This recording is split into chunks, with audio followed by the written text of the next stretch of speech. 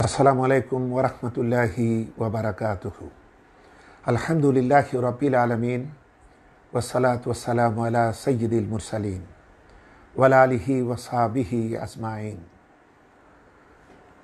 আউযু বিল্লাহি মিনাশ শাইতানির রাজীম। বিসমিল্লাহির রাহমানির রাহিম। ইন্না আনসালনাহু ফি লাইলাতিল কদর ওয়া মা আদরাকা মা লাইলাতুল কদর। লাইলাতুল কদরি খায়রুম মিন আলফি শাহর। তানাজ্জালুল মালাইকাতু ওয়ার রূহ ফিহা বিইজনি রাব্বিহিম মিন কুল্লি আমর। সালামুন হিয়া হাত্তা মাতলাইল ফাজর। সম্মানিত দর্শক শ্রোতৃমণ্ডলী, ভাই এবং বোনেরা, মাহে রমাদানের রহমত এবং মাগফিরাতের পর আমরা অতি সত্বরই নাজাতের স্তরে প্রবেশ করতে যাচ্ছি। ইতিমধ্যেই রহমতের দিনগুলি চলে গেল, মাগফিরাতের দিনগুলিও যেতে বসেছে। সামনে রেজাল্টের বহু আকাঙ্ক্ষিত এক মহান ক্ষণ আমাদের জন্য আমাদের হৃদয়ের দোরগোড়ায় এসে উপস্থিত হয়েছে। এরকম একটি মুহূর্তে আমি আজ আপনাদেরকে নিয়ে বসেছি, যে কথা সাধারণত কেউ বলে না, সেই কথাগুলি আল্লাহ পাকের তৌফিক নিয়ে বলতে চাচ্ছি। পাশাপাশি যে কথা সবাই বলে তারও ছিটে ফোঁটা নিয়ে আলোচনা করতে চাই। সম্মানিত সুধীমণ্ডলী, করোনার এই বৈশ্বিক দুর্যোগের মাঝে আমরা আল্লাহ পাকের রহমত কামনা করে নিচ্ছি যে রাব্বুল আলামিন যেন আমাদেরকে সর্বোত্তমভাবে আমাদেরকে হেফাজতে রাখেন, সুস্থ রাখেন এবং করোনা পরবর্তী পৃথিবীতে আল্লাহ পাকের দিনকে নিয়ে আমরা যেন মানব জাতির নেতৃত্ব দিতে সক্ষম হই। আল্লাহ পাক যেন সেই তৌফিক দিন, আমরা বলি আমিন। পাশাপাশি আসন্ন লাইলাতুল কদর যেন আমরা লাভ করতে পারি। আল্লাহ পাকের পক্ষ থেকে আমরা মাগফিরাত, রহমত লাভ করে দুনিয়া এবং আখিরাতে আমরা যেন শান্তি লাভ করতে পারি। আল্লাহ পাক যেন সেই তৌফিক আমাদেরকে দিন, আমরা পড়ি আমিন। সম্মানিত সুধীমণ্ডলী, লাইলাতুল কদর নিয়ে আমরা কম বেশি সবাই জানি। সারাটি বছরের মাঝে যেমন মাহে রমাদান সর্বোত্তম মাস, অনুরূপভাবে এ মাসের মাঝে এমন একটি রাত আছে যেই রাতটি হচ্ছে সব থেকে মহত্তম, সব থেকে মর্যাদা সম্পন্ন, সব থেকে গুরুত্বপূর্ণ। মূলত বলা যায় সারাটি বছরের 365 দিনের মাঝে সব থেকে গুরুত্বপূর্ণ এই সময়টি হচ্ছে লাইলাতুল কদর। এই রাতের এত দাম কেন? এর কারণ হচ্ছে যে সূরাটি আমি আপনাদের সামনে এইমাত্র তেলাওয়াত করলাম, সেটা হচ্ছে সূরাতুল কদর। কোরআনে কারীমের 97 নম্বর সূরা, ইন্না আনসালনাহু ফি লাইলাতিল কদর। আমি কদরের রাতে কোরআনে কারীম নাজিল করেছি। ওয়া মা আদরাকা মা লাইলাতুল কদর। তুমি কি জানো কদর কি? কদরের রাতটা কি? লাইলাতুল কদরি খায়রুম মিন আলফি শাহর। এটি হচ্ছে 1000 মাসের থেকে উত্তম একখানি রাত। এই রাতের এত মর্যাদা কেন? আমরা এই আয়াতে কারিমার মধ্য দিয়ে বুঝতে পারলাম। এই রাতে মহাগ্রন্থ কোরআনে কারীম মানব জাতির দিশারি রূপে অবতীর্ণ হয়েছে। সুবহানাল্লাহ। এই মাহে রমাদান এর মূল্য কেন? শাহরু রমাদান আল্লাযী উনজিলা ফীহিল কোরআন। সূরাতুল বাকারার 185 নম্বর আয়াতে আল্লাহ পাক বলছেন, মাহে রমাদানে আমি কোরআন নাজিল করেছি। তাহলে মাসটির মূল্য এজন্য যে মাসে কোরআন এসছে, রাতের মূল্য এজন্য এই রাতে কোরআনে কারীম অবতীর্ণ হয়েছে। মাহে রমাদানের গুরুত্ব মূলত এই কোরআনের কারণেই। যদিও মাহে রমাদানের কারণ মূলত দুটি কারণে, একটি হচ্ছে তাকওয়ার কারণ, আরেকটি কোরআনের কারণ। কিন্তু তাকওয়া কেন? যাতে এই কোরআন থেকে আমরা হেদায়েত লাভে সক্ষম হই। তাহলে তাকওয়াও হচ্ছে কোরআনের কারণেই। তাহলে এক কথায় বলা যায় মাহে রমাদান এবং লাইলাতুল কদরের গুরুত্ব মূলত কোরআনের কারণেই। বন্ধুগণ, তাহলে কোরআনের গুরুত্ব যে কত বেশি তা সহজেই অনুমেয়। আমরা যখন কোনো একটি দাওয়াতে যাই, বরযাত্রী যাই, বরের শিক্ষাগত যোগ্যতা, চাকরির মান, ব্যবসা বাণিজ্যের অবস্থা সব কিছুর চাইতেও বরযাত্রীদের কারো কারো মর্যাদা তার থেকেও বেশি হতে পারে। কিন্তু যেদিন বিয়ের দিন, সেদিন যাত্রী হিসাবে আমরা যে যতখানি হই না কেন, মর্যাদার দিক থেকে বরের তুলনায় অনেক কম। বরং বরযাত্রী বাদে যদি আমরা সেখানে গিয়ে আমাদের অধিকার দাবি করি, তাহলে অপমানিত হওয়ার সম্ভাবনা রয়েছে। সুতরাং বরযাত্রী অবস্থায় যেমন বরের মর্যাদা, এবং বরযাত্রীদের ভিতরে তার মর্যাদা আরও বেশি যাত্রীদের তুলনায় যারা বরের সব থেকে নিকটতর।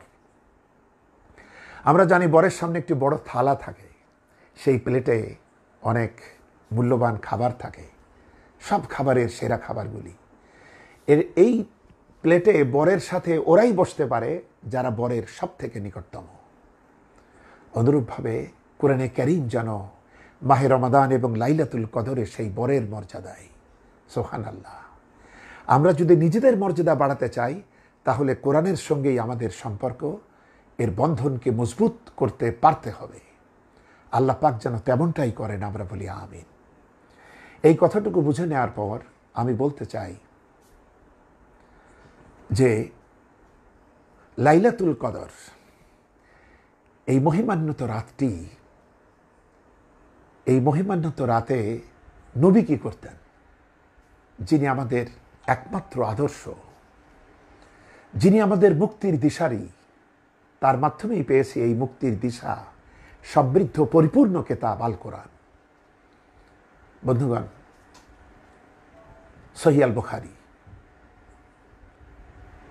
কিতাবুস সিয়াম অধ্যায়, এখানে 1893 নম্বর হাদিস,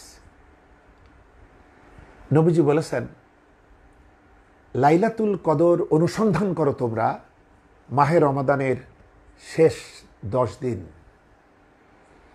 শেষ 10 দিনের মাঝে রয়েছে লাইলাতুল কদর লুকিয়ে, এটাকে খুঁজে নাও। 1890 নম্বর হাদিসে এটাকে আরও স্পেসিফিক করে বলা হয়েছে যে মাহে রমাদানের শেষ দশকের বেজোড় রাতগুলাতে তোমরা লাইলাতুল কদর অনুসন্ধান করো। বন্ধুগণ, সব থেকে মূল্যবান জিনিসটা লুকিয়েই থাকে, এটাকে খুঁজে পেতে অবিশ্রান্ত পরিশ্রমের প্রয়োজন। রাহমাতাল লিল আলামিন আমাদেরকে প্রথমে বললেন 10 দিনের মাঝে খোঁজো। আমাদের ক্ষমতার দুর্বলতার কারণে, এর আনুপাতিক দুর্বলতার কারণে আবার আমাদেরকে পথ দেখালেন যে শেষ 10 দিনের বেজোড় রাতে খোঁজো। দুঃখজনক সত্য হলো, এই উপমহাদেশে আমাদের শ্রদ্ধেয় বিভিন্ন স্কলারগণ এবং আমাদের ইমামগণ, যারা আমাদের মসজিদে, যাদের পিছনে আমরা নামাজ পড়ে থাকি, এবং আমাদের এই বাংলা ভাষায় দীর্ঘকাল প্রচলিত কেতাবাদি, এর ভিতরে একটি কথা একেবারে নির্দিষ্ট করে বলে দেওয়া হয়েছে, 27 রাত। আমরাও মনে করি 27 রাত। এজন্য আমাদের জাতীয় মসজিদ থেকে শুরু করে আমাদের সকল এরিয়ার মসজিদগুলোতে 27 রাতে মিলাদ মাহফিল, দোয়া, জিকির আজগার, বেশি করে লোক সমাগম, জনসমাগম, এত ভিড় লেগে থাকে 27 রাতে। কিন্তু একটি বিষয় চিন্তার বিষয়, রব্বুল আলামিন নিজে যেটাকে গোপন করেন, কোনো হুজুর, কোনো পীর, কোনো অলিয়া উলিয়া, কোনো গৌস কুতুব, কোনো শায়ক, কোনো খতিব, কোনো ওয়াইজিন, কোনো মুহাদ্দিস, কোনো মুফাসসির, কোনো লিডার, কোনো নেতা, যেই হোক না কেন, আল্লাহ পাক যেটাকে গোপন করেন সেটা প্রকাশ করার তুমি কে? কোনো মতেই তো সম্ভব নয়। সুতরাং এই অনধিকার চর্চা এটাও একটা শয়তানের ধোঁকা। এ থেকে আল্লাহ আমাদের মাফ করুন, রক্ষা করুন, আমরা বলি আমিন। মনে রাখতে হবে সহিহ হাদিসের মধ্যে এই দুটি কথা খুবই জোরালোভাবে রয়েছে। যদিও লাইলাতুল কদরের বর্ণনায় 40টি মতপার্থক্য আমরা পাই, কিন্তু এগুলো বাদ দেন। সারা বছর তো যেমন তেমনভাবে আমরা কাটালাম। এখন আমাদের সামনে রয়্যাল চান্স উপস্থিত। রহমতের নবী, করুণার ছবি, তিনি বলেছেন মাহে রমাদানের শেষ দশকে লাইলাতুল কদর খোঁজো। এটা না পারলে অন্তত বেজোড় রাতগুলোতে দেখো। এরপরও যদি আমরা এই ব্যাপারে গাফেল হই, তাহলে এর থেকে দুর্ভাগ্য আর আমাদের অন্য কিছু হতে পারে না। সুতরাং আমাদের মনে রাখতে হবে, আমরা যদি শেষ দশকেই খুঁজব 10টি দিন, এবং সেটি যদি আমরা না পারি, তাহলে অন্তত কমসে কম আমাদেরকে বেজোড় 5টি রাতে আন্তরিকভাবে ইবাদতের মাধ্যমে আমাদেরকে এই রাতের মাহাত্ম্য, কল্যাণ অর্জন করতে পারতে হবে বন্ধুগণ। সুতরাং এখন থেকে আমরা নির্দিষ্ট রাত যেন ভুলে যাই। আমরা এই বেজোড় রাতগুলাতে যেন আমরা লাইলাতুল কদরের অনুসন্ধানে নিজেদেরকে আন্তরিকভাবে নিয়োজিত করি। বন্ধুগণ, এই রাতটি প্রথমত নবীজিকে জানানো হয়েছিল। তিনি জানতেন নির্দিষ্ট কোন রাতটা। সহিহ আল বুখারীর 1896 নম্বর হাদিস, নবীজি রাতটি জানতেন এবং জানানোর জন্যই বার হয়েছিলেন। হঠাৎ করে তিনি দেখতে পেলেন 2 ব্যক্তি মুসলমানদের ভিতরে তারা ঝগড়ায় লিপ্ত। তখন এটা মেটাতে গিয়ে নবীজির স্মৃতি থেকে এই তারিখটি হারিয়ে যায়। তাহলে আমরা বুঝতে পারি ঝগড়া কত জঘন্য জিনিস। এই ঝগড়ায় আমাদের নেতৃবৃন্দ নিয়োজিত, এই ঝগড়ায় আমাদের আলেম ওলামারাও বর্তমানে নিয়োজিত।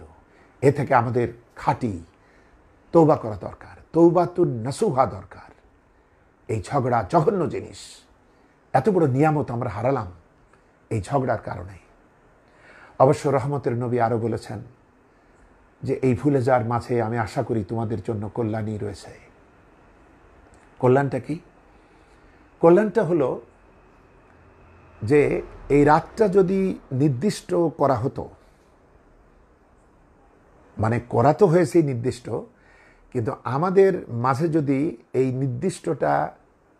নির্দিষ্ট তারিখের প্রচারটা যদি প্রতিষ্ঠা পেত, এটাকে যদি একেবারে নির্দিষ্ট করে দেয়া হতো আমাদের মাঝে, এবং নির্দিষ্ট জানার পর আমরা যদি ইবাদত না করতাম, তাহলে যে করতো না সে সব থেকে ক্ষতির মাঝে নিমজ্জিত হয়ে পড়ত। আর না জানার কারণে এটার পিছনে দৌড়াতে আমরা যারা থাকব, তারা তো বিপুল পরিমাণ সওয়াবের ভাগীদার হতে পারবো। কিন্তু যদি মিসও করি, তাহলেও বলার একটা সুযোগ থাকে, আমি এটা জানতাম না, আমি এটা পারি নাই, একটা বাহানা হয়তো বা জুটবে। কিন্তু মনে রাখতে হবে, মিশকাতুল মাসাবির হাদিস, তাহকিককৃত মিশকাত, 1964 নম্বর হাদিস, হযরতে আনাসের বর্ণনা। তিনি বলেছেন, যখন মাহে রমজান আসতো, নবীজি আমাদেরকে বলতেন এই রমাদানে এমন একটি গুরুত্বপূর্ণ রাত আছে, যেই রাতটি 1000 মাসের সেরা। সুতরাং যারা এ রাতের কল্যাণ থেকে বঞ্চিত হলো, ওরা সব থেকে বঞ্চিত হলো। কেবলমাত্র হতভাগারাই এ রাত থেকে বঞ্চিত হয়। সুতরাং বিন্দু পরিমাণেও অবহেলা চলবে না। আমাদেরকে, আমরা অসুস্থ হই, যে অবস্থায় হই না কেন, আমরা যেন এই রাতের অনুসন্ধানে আপ্রাণ চেষ্টা করে থাকি, ক্রমধারা অবলম্বন করি। মায়েদের মধ্যে, বোনদের মধ্যে যারা এই সময় মাসিক অসুখে পড়ে যান, তাদের জন্য আশার বাণী রয়েছে। আপনি হয়তো প্রচলিত নিয়মে নামাজ পড়তে পারবেন না, কিন্তু আপনি জিকির আজগার করতে পারবেন, আপনার মুখস্থকৃত কোরআনে কারীম তেলাওয়াত করতে পারবেন। আপনি এখন মোবাইলে কিংবা কম্পিউটারে কোরআন তেলাওয়াত শুনতে পারবেন। আপনি আল্লাহর কাছে প্রাণ ভরে অনেক কিছু চাইতে পারবেন, আল্লাহর কাছে ক্ষমা চাইতে পারবেন, নেয়ামত চাইতে পারবেন, যা খুশি মনের আকতি কাকতি বলতে পারবেন। এজন্য কোনো কিছুর বাহানায় যেন আমরা এটা থেকে বঞ্চিত না হই, এদিকে যেন আমরা খেয়াল করি। সম্মানিত সুধীমণ্ডলী, নবীজি এই লাইলাতুল কদর পাওয়ার জন্য তার কি সাধনা ছিল? সহিহ আল বুখারীর 1897 নম্বর হাদিস, আমাদের আম্মাজান হযরত আয়েশা সিদ্দিকা রাদিয়াল্লাহু তাআলা আনহা বলছেন, যখন মাহে রমাদানের এই শেষ দশক আসত, তখন নবীজি নিজের লুঙ্গি কোষে বাঁধতেন ইবাদতের উদ্দেশ্যে, এবং তিনি সারা রাত জেগে থাকতেন, এবং পরিবার পরিজনকেও তিনি সারা রাত জাগাতেন, ইবাদতের ব্যাপারে উৎসাহিত করতেন। সহিহ আল বুখারী 1916 নম্বর হাদিস, নবীজি মাহে রমাদানকে কনফার্মভাবে পাওয়ার জন্য তিনি একটি গুরুত্বপূর্ণ আমল করতেন, সেটা হচ্ছে ইতেকাফ। তিনি মাহে রমাদানে প্রতি বছরে তিনি শেষ 10 দিন ইতেকাফ করতেন। যে বছর তিনি বিদায় হলেন, সে বছর তিনি 20 দিন ইতেকাফ করেছেন। তাহলে কত গুরুত্বপূর্ণ এই ইতেকাফ, যেটি সহজেই অনুমেয়। আজকে দুঃখজনক সত্য হলো, আমাদের বিভিন্ন মসজিদগুলোতে ইতেকাফে কিছু লোক থাকেন, এরা হলো ভাড়াটিয়া। এদেরকে যেমন লোকেরা জোর নেয়, মুনিশ নেয়, কাজের লোক নেয় টাকার বিনিময়ে, এরকম কিছু ভাড়াটে আমরা মসজিদগুলোতে রাখি গুনাহ থেকে বাঁচার জন্যে। আমাদের কি প্রকৃতই আল্লাহর ব্যাপারে ভয় আছে? আমাদের তাকওয়ার মাসে, এই সাবধানতার মাসে, ভীতির মাসে, রহমতের মাসে আমাদের দিলে যদি তাকওয়া পয়দা না হয়, তাহলে আর কবে হবে?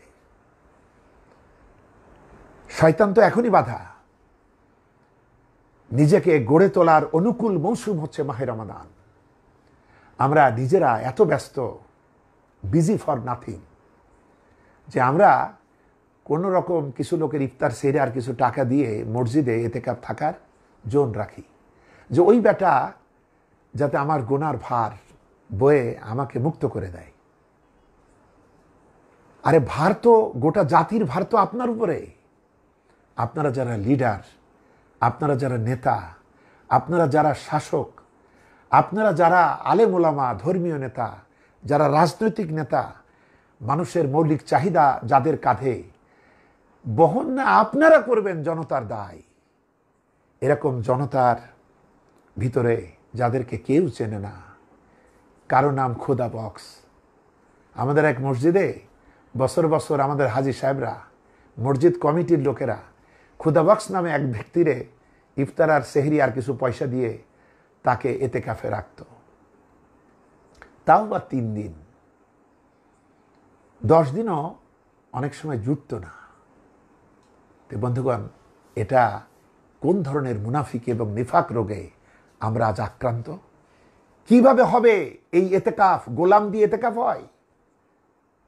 এত সুন্নত সুন্নত, এত সুন্নতের দাবিদার, এত খই ফোটে আমাদের মুখে সুন্নত বলে।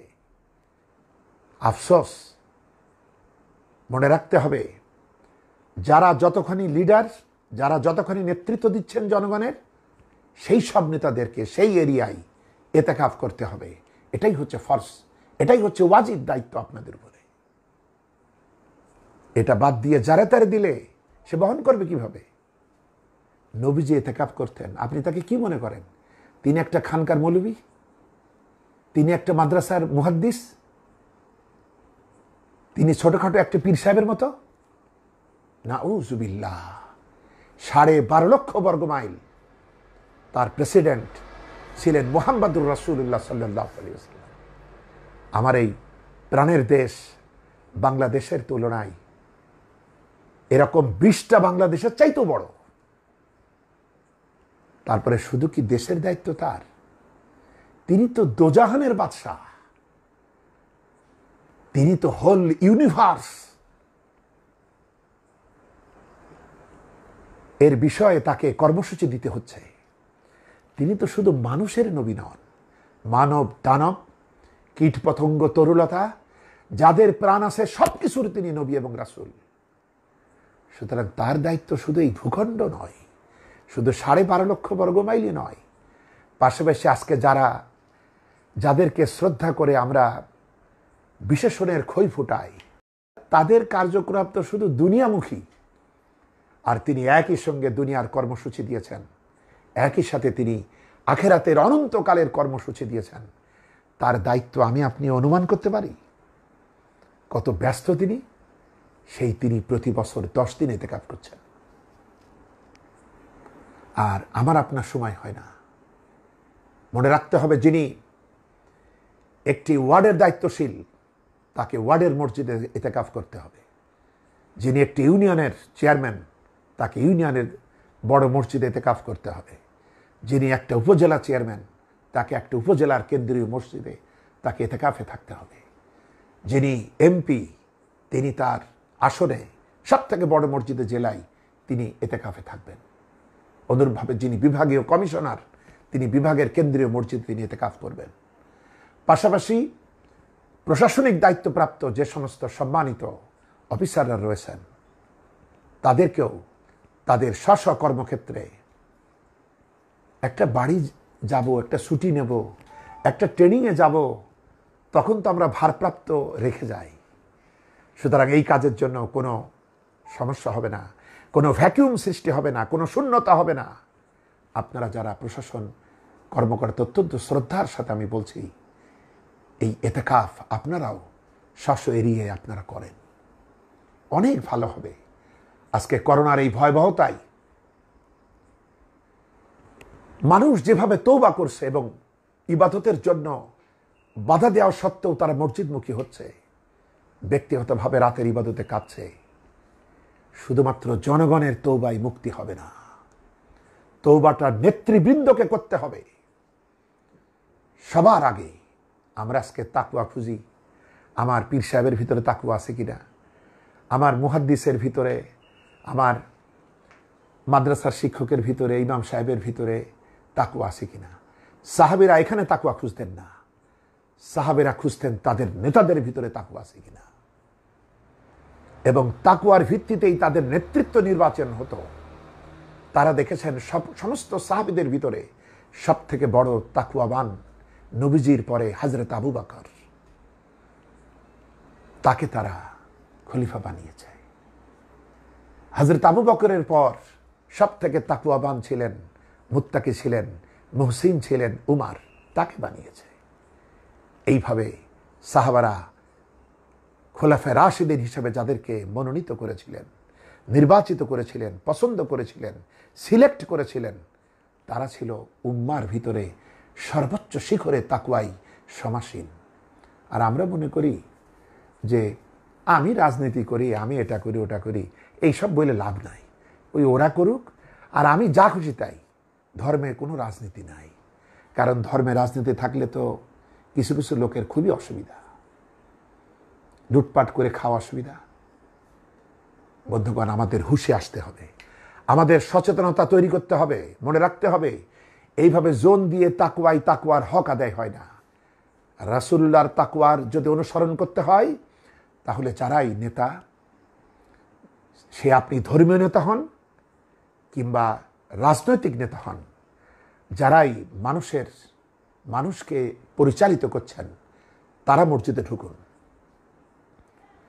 খতিবেরা, ইমামেরা, পীরেরা, বিভিন্ন ইসলামী সংগঠনের নেতৃবৃন্দ, আপনারা ইতিকাফে ঢুকুন। এনজিওর প্রধানেরা, যদি মানুষের হক আদায় করতে হয়, যদি তাদের ভিতরে বরকত সৃষ্টি করতে হয়, আপনারা ঢোকেন ইতিকাফে। শান্তির শৃঙ্খলা রক্ষা করতে হলে প্রশাসনিক কর্মকর্তারা ইতিকাফে ঢুকুন। সবাইকে ঢুকতে হবে না, দায়িত্বশীল একজন একজন করে ঢুকুন। এরপর নেতা থাকলে অনুসারীরা থাকবে, যেমন সাহাবীরা ছিলেন নবীজির সঙ্গে। কিন্তু ইঞ্জিন ছাড়া গাড়ি, ইঞ্জিন ছাড়া বগি কোনো দাম নাই। পাশাপাশি রাজনৈতিক নেতারা যদি আজকে এতেকাফ করতেন, এত এই কঠিন সময়ে চাল চুরির দুর্নাম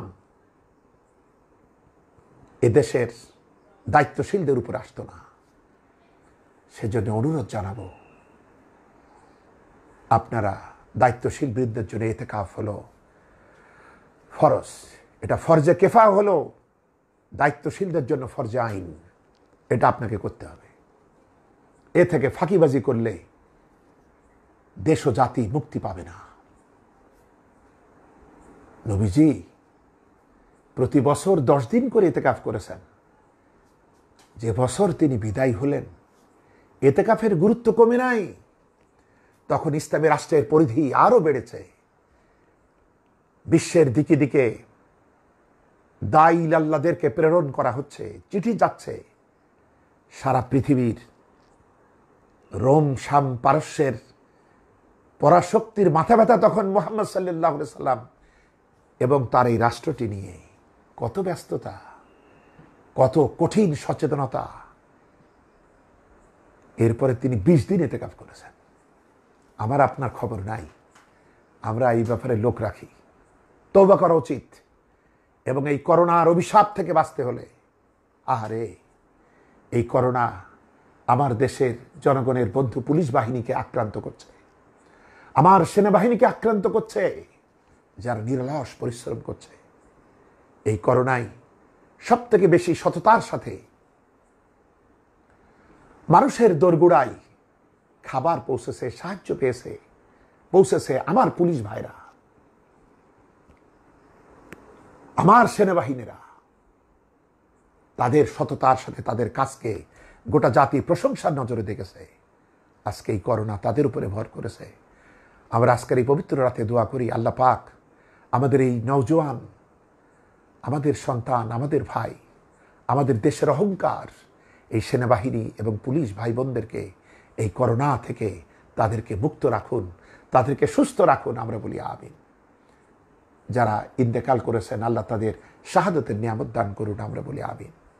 বন্ধুগণ, আর্থিক দুরবস্থার কারণে দেশের অর্থনীতি পুনরুদ্ধারের জন্য রাষ্ট্রীয়ভাবে আমাদের লকডাউনটাকে শিথিল করা হয়েছে, যাতে মানুষ এই অবসরে কিছু কাজ করতে পারে, কিছু আয় করতে পারে। কিন্তু মনে রাখতে হবে, ব্যক্তিগত সতর্কতা কিন্তু শিথিল করা হয় নাই। এই সুযোগে আজও দেখলাম মুখোশ, মাস্ক আমরা খুলে ফেলেছি। এত অসচেতন হলে কি করে চলবে? মনে রাখবেন, অসচেতনতা, অসতর্কতার বিরুদ্ধে যেমন রাষ্ট্র থেকে বলা হচ্ছে সতর্ক হও, সচেতন হও, আপনার মাহে রমাদান তো তাকওয়ার মাস। মানে কি? তাকওয়া মানে কি? এটাই হচ্ছে সতর্কতা, এটাই হচ্ছে সাবধানতা। এ মাস তো আমাদেরকে সতর্কতার শিক্ষাই দেয়। আপনি অসতর্ক হয়ে ধ্বংস হবেন, মারা যাবেন। হ্যাঁ, এতে হয়তো জনবহুল দেশে কারো দৃষ্টিতে কিছু সংখ্যা কমবে, কিন্তু আপনি তো এই পৃথিবীতে কারো সমগ্র পৃথিবী। আপনি আপনার প্রিয়জনদের কথা একটু ভাবুন। আপনাকে তো আপনার সন্তানের জন্য বাঁচতে হবে, আপনাকে আপনার স্ত্রীর জন্য, মা বাপের জন্য বাঁচতে হবে, আপনাকে আপনার জাতি এবং দেশের জন্য বাঁচতে হবে, আপনাকে আপনার নিজের নেকামল বৃদ্ধির জন্য বাঁচতে হবে। সুতরাং অসচেতনতা মোটেও কাম্য নয়, অসতর্কতা মোটেও কাম্য নয়। বরং লকডাউন খুলে দেওয়া হয়েছে জনতার স্বার্থেই। কিন্তু আপনারা যেন নিজেদেরকে কখনোই অসতর্ক রাখবেন না। যে মেসেজগুলি আমাদের চিকিৎসা বিজ্ঞানীরা দিচ্ছেন, প্রতিদিন দিচ্ছেন তারা, সরকারিভাবে বেসরকারিভাবে, এই কথাগুলি আমাদের মেনে চলতে হবে বন্ধুগণ। সুতরাং যে কথা বলছিলাম, যে এই মহা অভিশাপ থেকে, এই মহা বিপর্যয় থেকে, মহাপরীক্ষা থেকে আমাদের বাঁচতে হলে আমাদের নেতৃবৃন্দকে তওবা করতে হবে এবং তাদেরকে তাদের যোগ্যতা অনুপাতে স্ব ক্ষেত্রে, স্ব এরিয়ায় তাদেরকে ইতিকাফ করতে হবে। আল্লাহ কবুল করুন। আমরা বলি আমিন। বন্ধুগণ, সুতরাং আমরা বুঝতে পারলাম এ রাতের মর্যাদা হাজার মাসের সেরা। সুবহানাল্লাহ। আমরা অনেকে মনে করি এই রাতের ইবাদতের মর্যাদা হাজার মাসের ইবাদতের চাইতে সেরা। আল্লাহ পাক কিন্তু এটা বলেননি। তিনি বলেছেন এই রাতের মর্যাদা হাজার মাসের থেকে সেরা।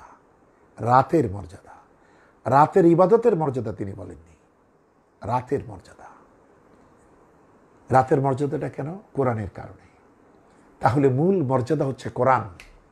এই কোরআনের জন্য মাসের মর্যাদা, কোরআনের জন্য রাতের মর্যাদা, এবং এই কোরআনকে সম্মান দিয়েই আমরা একটা মাস ব্যাপী সমগ্র মুসলিম উম্মাহ সিয়াম সাধনা করছি।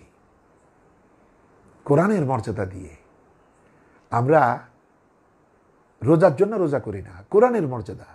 রোজা করছি তাকওয়া লাভের জন্য। তাকওয়া কেন? কারণ হুদাল্লিল মুত্তাকিন, এ কোরআন শুধু মুত্তাকিদের হেদায়েত দেয়। তাহলে এখানেও কোরআন, কোরআনের জন্য এত কিছু। এখন বন্ধুগণ, প্রতি বছর এই রাত আসছে যাচ্ছে, কিন্তু দুঃখজনক সত্য হলো মুসলিম উম্মার অনুকূলে কি রায় হচ্ছে। সূরা দুখানটা দেখুন, এই রাত সম্পর্কে বলা হচ্ছে হামিম ওয়াল কিতাবিল মুবিন, সুস্পষ্ট কিতাবের কসম, ইন্না আনজালনাহু ফি লাইলাতিন মুবারাকাতিন ইন্না কুন্না মুনজিরিন। আমি এই কিতাবকে, এই কোরআনকে এমন এক মহিমান্বিত রাতে, বরকতময় রাতে নাজিল করেছি, যে রাতে আমার হুকুমে সকল বিষয়ের ব্যাপারে বিজ্ঞচিত ফয়সালা করা হয়। সূরা কদরে বলা হচ্ছে এ রাতে আল্লাহর হুকুম নিয়ে রূহ অর্থাৎ হযরত জিবরাইল আলাইহিস সালাম এবং ফেরেশতারা পৃথিবীতে আল্লাহর হুকুম বাস্তবায়নে নেমে আসেন, এবং ফজর পর্যন্ত শুধু শান্তি আর শান্তি বিরাজ করে। সুবহানাল্লাহ।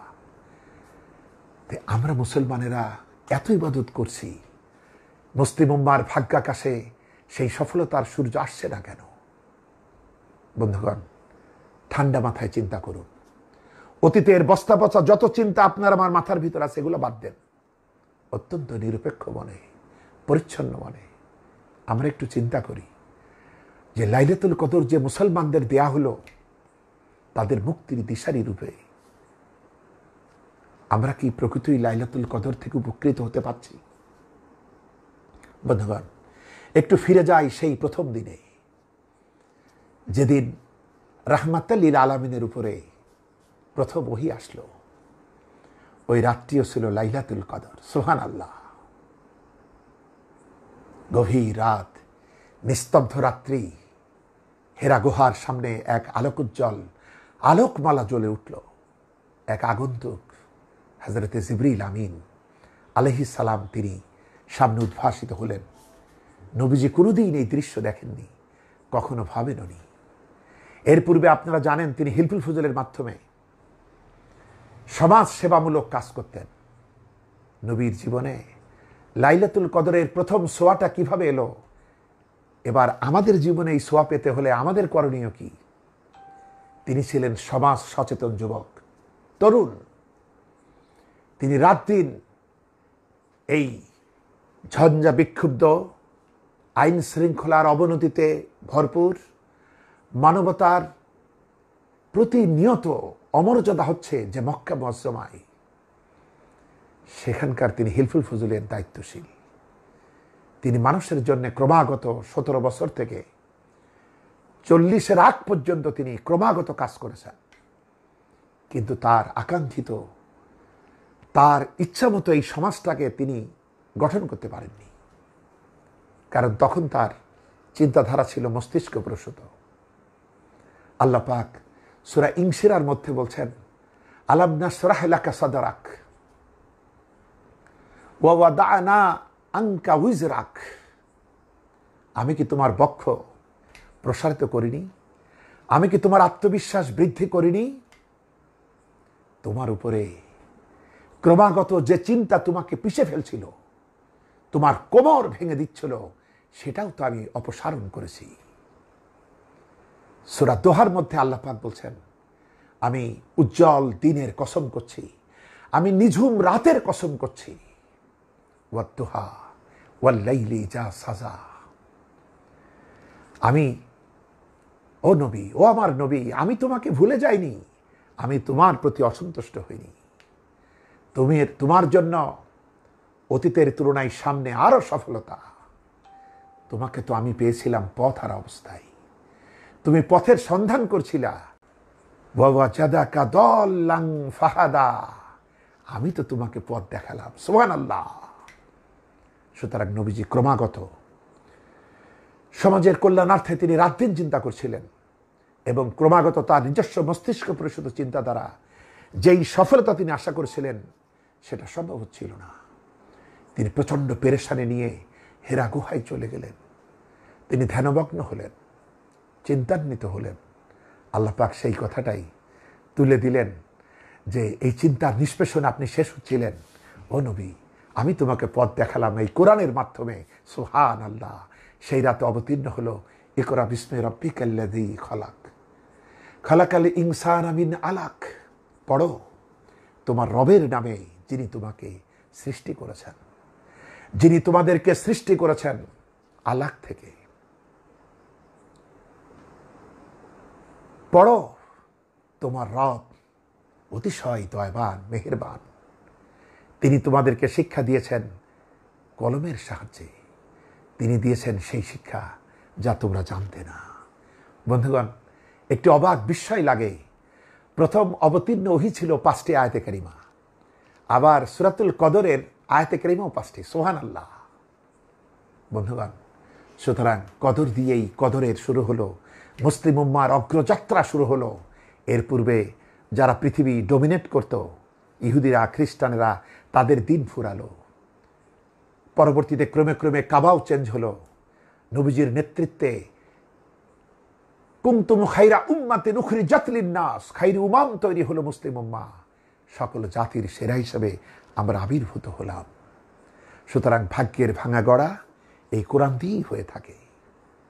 মুসলিম জাতির সূচনা করা হলো লাইলাতুল কদরে। আজকে আমরা নিষ্পেষিত কেন? আজকে দুনিয়ার দেশে দেশে এত নিগৃহীত আমরা কেন? এত নিষ্পেষিত কেন? এত নির্যাতিত কেন? সারা পৃথিবীতে সবাই মিলে যে জাতিটাকে মারে সে তারাই তো আমরা। এটা তো হওয়ার কথা ছিল না। এটা কেন? তার কারণ হলো কোরআন এসেছিল আমাদের ভাগ্য পরিবর্তনের হাতিয়ার হিসাবে। আমরা কোরআনটা ছেড়ে দিয়েছি। মিশকাতুল মাসাবির হাদিস 186 নম্বর হাদিস, নবীজি বিদায় হজের ভাষণে বলেছিলেন, তারাকতু ফীকুম আমরাইন, আমি তোমাদের জন্য দুটি বিষয় রেখে যাচ্ছি। একটি হচ্ছে কিতাব আল্লাহ, আর অন্যটি হচ্ছে সুন্নাত রাসূলি। একটি আল্লাহর কিতাব, আরেকটি হচ্ছে আমার আদর্শ সুন্নাহ। এই দুটি জিনিসকে যদি তোমরা মজবুতভাবে ধারণ করতে পারো, জগতে কেউ নাই যে তোমাদেরকে অপদস্থ করতে পারে, লাঞ্ছিত করতে পারে, নিগৃহীত করতে পারে। যে দুটি জিনিস আমার রহমতের নবী আমাদেরকে আঁকড়ে ধরতে বললেন, মজবুতভাবে এই দুটি জিনিসের সাথে আমাদের জীবনের বন্ধন গড়তে বললেন, এই দুটি আমরা নিতান্ত হেলাই ফেলাই ধরেছি কিংবা ছেড়েই দিছি। মন চাহি জিন্দিগি যাপন করছি, যে জন্য আজকে আমরা যারা ছিলাম ইতিহাসের মিনারে, আমরা আজকে ইতিহাসের ভাগাড়ে গিয়ে পড়লাম। উদ্বাস্তু আজকে আমরাই বেশি। আমরা এই ডাস্টবিনের কীট হিসাবে আজকে বিশ্বব্যাপী বিশ্ব সভ্যতার আমরা চিহ্নিত হচ্ছে। এমন তো হওয়ার কথা ছিল না। সম্মানিত সুধী মণ্ডলী, আমাদের নতুনভাবে চিন্তা করতে হবে। আপনি আমি কোরআনকে কি মনে করি? এটা জানাজার কিতাব, এটা বিয়ে শাদীর কিতাব, এটা শুধু ফজিলতের কিতাব। আফসোস, জগতে আর একটা বইও নাই যেটা কোনো আহম্মক না বুঝে পড়বে। যে পড়তে পারে না সেও যদি 2 লাইনও পড়ে, সে বই বুঝে পড়ে। আর যে বইটি আমাদের বোঝার প্রয়োজন সব থেকে বেশি, সেই বইটি পড়তে গিয়েই আমরা অবুঝ হচ্ছি। এর থেকে নাফরমানি আর কি হতে পারে? আল্লাহ পাক সূরা মুহাম্মাদের 24 নম্বর আয়াতে বলছেন, আফালা ইয়াতাদাব্বারুনাল কুরআনা আম আলা কুলুবিন আকফালুহা। কি হে, এই কিতাবের আমার এই কথাগুলি তোমরা বুঝবা না? আমার এই কিতাবটা নিয়ে মাথা ঘামাবা না? এটাকে নিয়ে চিন্তা ভাবনা করবা না? নাকি তোমাদের দিল তালাবদ্ধ হয়ে গিয়েছে, নাকি তোমাদের দিলে তালা লেগে গেছে? আমাদেরকে তওবা করতে হবে, আফসোস করতে হবে। সহিহ আল মুসলিম 427 নম্বর হাদিস, নবীজি বলেছেন, ওয়াল কুরআন হুজ্জাতুল লাকা, এই কোরআন হচ্ছে তোমাদের পক্ষে এবং বিপক্ষে দলিল। এটা কি মনে করেন আপনি? এর সঙ্গে ব্যবহারের উপরই আমাদের ইহকাল পরকালের সুখ, শান্তি কিংবা অশান্তি নির্ভর করে। সুতরাং কোরআনের সাথে বন্ধন গড়ি। কারোর সাথে বন্ধুত্ব করতে হলে তার কথা বুঝতে হয়, তার জন্য সময় দিতে হয়। সুতরাং কোরআনের সাথে বন্ধুত্ব করতে হলে কোরআনের জন্য আমাদের সময় সাধনা ব্যয় করতে হবে, তার কথাগুলি আমাদের বুঝতে হবে। অবুঝ টিয়া পাখি, ময়না পাখি টেপ রেকর্ডের মতো পড়ে গেলে হবে না। শুধু খতম করলাম, খতমের পর খতম, নিজেও খতম হলাম, এগুলো বাদ দিতে হবে। বন্ধুগণ, এটাই হবে আমার সাধনার কিতাব, এ নিয়ে আমাদেরকে এগোতে হবে। বন্ধুগণ, কোরআন কোরআন এটাই আমাদের মুক্তির দিশা। আজকে সাহাবীরা, এত মানুষ, তারা একমত হয়ে এত সুন্দর সমাজ গড়লেন কিভাবে? তারা যে এই ঝর্ণা থেকে পানি পান করেছে, এই কোরআন এবং সুন্নাহর ঝর্ণা থেকে তারা পানি পান করেছে। আর আজ আমরা এ কি কইল, ও কি কইল, হাজার রকমের রং বেরঙের কিতাবাদি থেকে জ্ঞান আহরণ করতে গিয়ে এত মতভেদ, যে এত ঝগড়াঝাটি চার পেয়ে জানোয়াররাও করে না, যত আমরা হুজুররা ওজুর পরে করি। জনগণের অর্থে গড়া সংসদে আমাদের নেতারাও করেন। এটা কেন? আল্লাহ আমাদের জিব্বার ভিতরে কোনো শক্ত হাড্ডি দেন নাই, জিব্বাটা তিনি নরম রেখেছেন, যাতে নরম নরম কথা বলো। আর সেই জিব্বাটা দিয়েই আমরা কুড়ালের কাম করি, ইস্পাতের ছুরির কাজ করি। বন্ধুগণ, আমাদের নতুন করে চিন্তা ভাবনা করতে হবে। সুতরাং কোরআনেই আমাদের ভাগ্য ভাঙা গড়ার একমাত্র হাতিয়ার। এই কোরআনের সাথে যদি সম্পর্ক করি, নবীজি যেমন, আজ আমাদের সমাজে আমরা অনেক ভালো লোক দেখি, তিনি কোনো সাথেও নাই, পাশেও নাই, তিনি রাজনীতি ফাজনীতি বোঝেনও না, এটা করেনও না, তিনি খুব ভালো মানুষ। মনে রাখুন, সমাজ নষ্ট হয় খারাপের কারণে না, আমার বাগান নষ্ট হয় আগাছার কারণে না। আগাছা তো থাকবেই, কিন্তু আমি মালি, আমার তো দায়িত্ব আছে। ফসল লাগানোর পর আগাছার দিকে তো আমার সতর্ক দৃষ্টি রাখতে হবে এবং প্রয়োজন এগুলো উপড়ে ফেলতে হবে। সুতরাং আগাছার দোষ দিয়ে তো লাভ নাই। আগাছার দোষ দিয়ে মুনাজাত করে যদি সার মাটি বেশি করে দেন গাছের গোড়ায়, আগাছা আরো বাড়বে, কোনো লাভ নাই। সুতরাং খারাপ লোকের কারণে সমাজ নষ্ট হয় না, এগুলো তো থাকবেই আগাছার মতোই। কিন্তু সমাজ নষ্ট হয়, পরিবার নষ্ট হয়, দেশ জাতি নষ্ট হয় ভালো মানুষের নিষ্ক্রিয়তায়। খুবই দুঃখের সঙ্গে বলতে হচ্ছে, ভালো লোকগুলি আজ ভালো কাজ করেন না, যে জন্যে তারা সবাই হয়েছে আত্মমুখী, সবাই নিজের পেট ভরলেই জিন্দাবাদ, আর কোনো কাজ নাই। এটা করলে হবে না, এটা করলে হবে না। আমাদেরকে নবীজির প্রতিটি স্টেপ বিবেচনা করতে হবে। তার তারুণ্যর থেকে প্রৌঢ়ত্বের সময় পর্যন্ত 40টা বছর পর্যন্ত, 23টা বছর, 17 থেকে 40, তিনি যতটুকু বুঝেছিলেন তা দিয়েই সমাজ সংশোধনের কাজ করেছিলেন। তার ভিতরে প্রচণ্ড অস্থিরতা যখন উচ্চকিত হচ্ছিল, তিনি এর সমাধান পাচ্ছিলেন না, তখন তিনি ব্যাকুল হয়ে পড়ছিলেন হেরা গুহায়, তিনি তার স্রষ্টার শরণাপন্ন হচ্ছিলেন। তখনই আল্লাহ পাক তাকে লাইলাতুল কদরে এই কোরআনের বিধান তিনি দিলেন। সুবহানাল্লাহ। সুতরাং লাইলাতুল কদর যদি আমাদের পেতে হয় এবং সেটাকে কাজে লাগিয়ে আমাদের ভাগ্য, ব্যক্তিগত ভাগ্য, সামষ্টিক ভাগ্য, দেশ ভাগ্য, দশের ভাগ্য, উম্মার ভাগ্য, বিশ্বব্যাপী মজলুম মানবতার ভাগ্য তথা বিশ্বের ভাগ্য যদি প্রতিষ্ঠিত করতে হয়, এই কোরআনের সঙ্গে সম্পর্ক এখন থেকে শুরু করেন। শুধু অবুঝ জিকির আজগার ইবাদত বন্দেগী করে কোনো লাভ হবে না, যথেষ্ট হয়েছে এগুলো কম করেন নাই তো, কিন্তু কোরআনের সাথে সম্পর্ক গড়ুন। তাহলেই এই কোরআনই আমার আপনার ভাগ্য চমকায় দেবে। আবার আমরা সেই হারানো পুরানো সোনালী দিন নবুয়তের সেই দিন, খোলাফায়ে রাশেদার সেই দিন আমরা ফেরত পাব।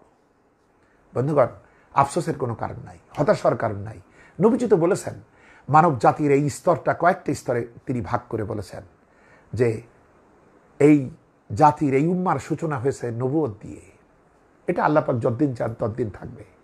এরপরে শুরু হবে আমার খোলাফাদের জামানা, খোলাফায়ে রাশেদিনের জামানা। ওটাও আল্লাহ পাক যতদিন চান ততদিন হবে। এরপরে শুরু হবে দুষ্ট রাজতন্ত্রের জামানা। এটাও আল্লাহ যতদিন চান ততদিন থাকবে। এটা তো শেষ হয়ে আসছে এখন। এটা যারা বিশ্ব রাজনীতির খবর রাখেন তারা তো দেখতে পাচ্ছেন, করোনার ভয়ে তারা লোহিত সাগরে গিয়ে লুকাইছে।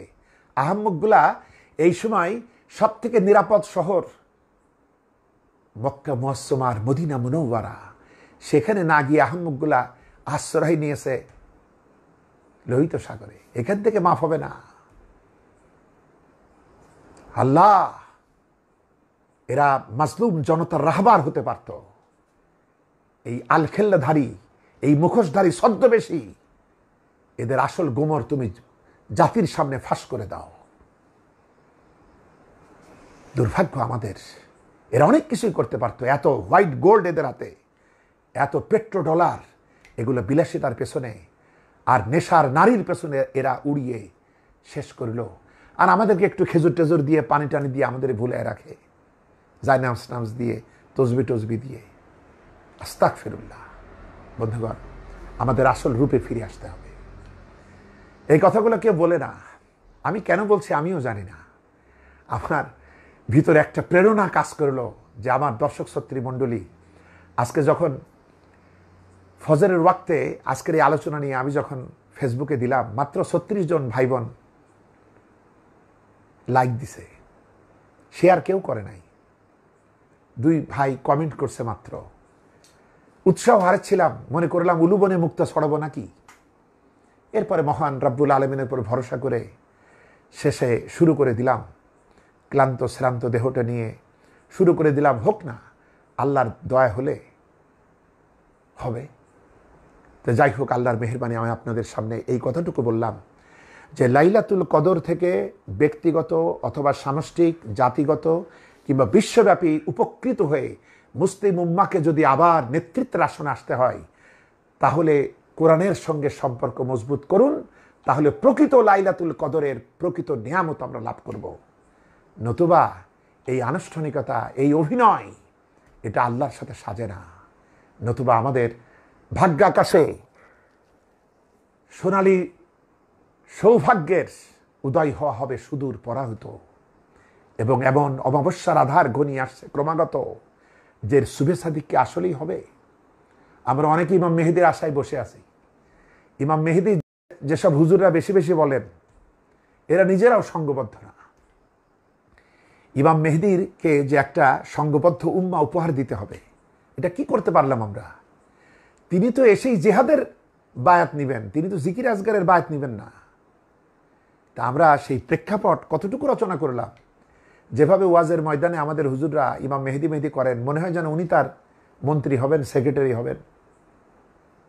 সুতরাং আমি শ্রদ্ধার সাথেই বলবো, আপনারা এই উম্মাতকে ডিভাইড করবেন না, বিভক্তি করবেন না। ঐক্যবদ্ধ করা, ঐক্যবদ্ধ হওয়া হলো ফরজ। এটা করে অন্য ইবাদত করেন। আল্লাহ পাক বলেছেন, তোমরা সবাই মিলে আমার রজ্জুকে ধরো। এটা আল্লাহর কায়দা, রসুলের কায়দা। বিচ্ছিন্নভাবে আল্লাহ পাক তার ইবাদত করতে বলেননি। ইবাদত করতে হলে এক হয়ে ধরেন, নতুবা বাদ দেন। এ সমস্ত ভড়ং ছদ্মবেশ এগুলো বাদ দিয়ে দেন, এক হয়ে ধরেন এবং ইমাম মেহেদির প্রেক্ষাপট, নেতৃত্বকে সহযোগিতা করেন। বন্ধুগণ, আমি আপনাদের সামনে পরিশেষে বলতে চাই, লাইলাতুল কদর এবং এতেকাফ করা হচ্ছে লাইলাতুল কদরের অবিশ্রান্ত সাধনায় সফলতা লাভের জন্য। সুতরাং কোরআনের জন্য যদি মায়া থাকে, মমতা থাকে, কোরআনই তো আসল। আপনি কোরআনকে পেলে সবই পাবেন। আপনার আমার জন্য তখন বছরের প্রতিটা দিনই হবে লাইলাতুল কদর। আর যদি বরকেই আমরা হারাই, এ বরযাত্রীর কোনো দাম নাই। সুতরাং কোরআনের সঙ্গে আসুন আমরা ওতপ্রোতভাবে জড়িত হই। নবীজি কত সুন্দর করেই না বলেছেন যে এই দুটিকে আঁকড়ে ধরো, এই দুটি তোমাদের জন্য আমি রেখে গেলাম, কারণ কোরআন বুঝতে হলে রসুলের সুন্নাহ লাগবে, এর বাইরে বোঝা যাবে না। বন্ধুগণ, আরেকটি কথা, এই কোরআন আমাদের ভাগ্য পাল্টাবে। সূরা রাদের 11 নম্বর আয়াতটি দেখুন। আল্লাহ পাক বলছেন, আল্লাহ পাক সে জাতির ভাগ্য পাল্টান না যে জাতি নিজের ভাগ্যকে না পাল্টায়। সুতরাং আমাদের দায়িত্ব আগে, এরপরে আল্লাহ পাকের দায়িত্ব। সুতরাং আমরা আমাদের ভাগ্য পাল্টানোর জন্য কোরআনই হলো একমাত্র মেডিসিন। এর মাধ্যমে আসুন আমরা আমাদের ভাগ্য গড়ি। তাহলে আল্লাহ পাক আপন হাতে আমাদেরকে গোটা বিশ্বের নেতৃত্বের আসরে আমাদেরকে উঠায় দেবেন। আর মুসলিম বিশ্বের নেতৃত্বের মাধ্যমেই মানবতার হাহাকার দূর হবে। বন্ধুগণ, বিশ্ব পরিস্থিতি ঘোষণা করছে এই শতাব্দী কিন্তু ইসলামেরই শতাব্দী। সুতরাং আমাদের মনে রাখতে হবে, আবুল হাসান আলী নদভী রহমতুল্লাহ আলাইহি এই উপমহাদেশের একজন শ্রেষ্ঠ ইসলামী চিন্তানায়ক। তিনি একটি বই লিখেছেন, মুসলমানদের পতনে বিশ্ব কি হারালো। বন্ধুগণ, পড়ুন, হাবিজাবি বাদ দেন, এইগুলা পড়ুন। আহারে, এই মুসলমানরা এই বিশ্বব্যাপী সভ্যতা, ভদ্রতা, ভালোবাসা, উদারতা, ন্যায়পরায়ণতা, সুশিক্ষা, এগুলো তো মুসলমানদের দান। আজকে আমাদের শুনতে হয় আমরা সন্ত্রাসী, আর ওরা সভ্য, ওরা ভালো। ভিয়েতনাম, কম্বোডিয়ার লক্ষ লক্ষ মানুষকে কারা মেরেছে? 60-এর দশকে কত মানুষকে কারা মারছে? এই দশকে, এই শতকে কারা মানুষকে শেষ করেছে? কারা জঘন্যতম মানবতার কারাগার রচনা করেছে? কারা? ওরা। আর বদনাম দিয়েছে আমাদের মিডিয়ার কারণে। বন্ধুগণ, এক ব্যক্তি লিচু বাগান লাগাইছিল, পাকা লিচুর বাগানে, পাকা লিচুতে গোটা বাগান ভরপুর। গভীর রাত, কিসের যেন শব্দ। মালিক বলল, এই গভীর রাতে কারা আমার এই লিচুর বাগানে? বাগান থেকে আওয়াজ এলো, আমরা সাধু, ওম শান্তি, ওম শান্তি। মালিক বলল, বেটারা, গভীর রাতে আমার পাকা লিচুর বাগানে তোমরা সাধু, আর বাগান লাগাই আমি শেষে চোর হইলাম? সভ্যতা, ভদ্রতা, ভালোবাসা, মায়া, মমতা, ক্ষমা, ঔদার্য দিয়ে যারা আমরা বিশ্বকে গড়লাম, তোরা তো, তোদের পূর্বপুরুষরা তোদের ইতিহাসে আছে, তোরা ছিলি জঙ্গলে গাছের লতাপাতা দিয়ে ইজ্জত ঢাকতিস, কাঁচা মাংস খাইতিস। বেটা, আমরা ওই ইতিহাস মানি না। আমাদের পূর্বপুরুষ হচ্ছেন আদম, হাওয়া আলাইহিমুসসালাম।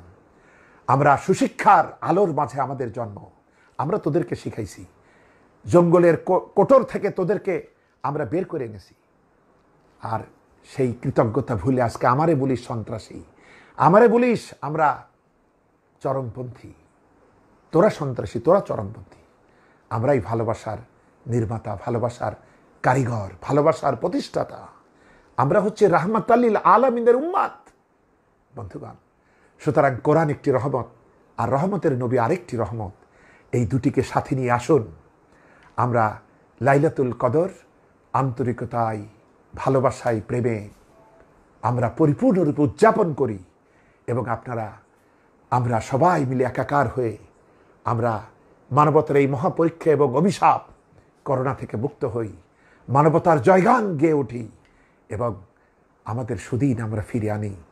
বন্ধুগণ, আপনাদের কাছে আমিও ব্যক্তিগতভাবে দোয়া চাই এবং আমার জন্য দোয়া করবেন। আমার অনেক সীমাবদ্ধতা রয়েছে, অনেক অযোগ্যতা আছে, আপনারা দোয়া করবেন।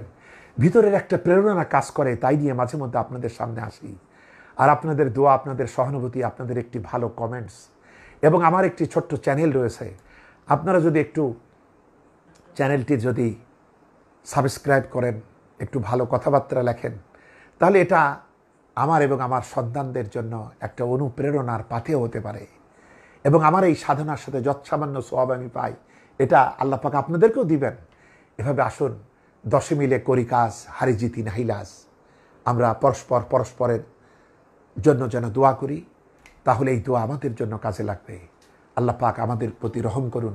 রাব্বানা ইগফির লানা ওয়া লিইখওয়ানিনা আল্লাযীনা সাবাকুনা বিল ঈমান ওয়া লা তাজআল ফি কুলুবিনা গিল্লাল লিল্লাযীনা আমানু রাব্বানা ইন্নাকা রাউফুর রাহিম।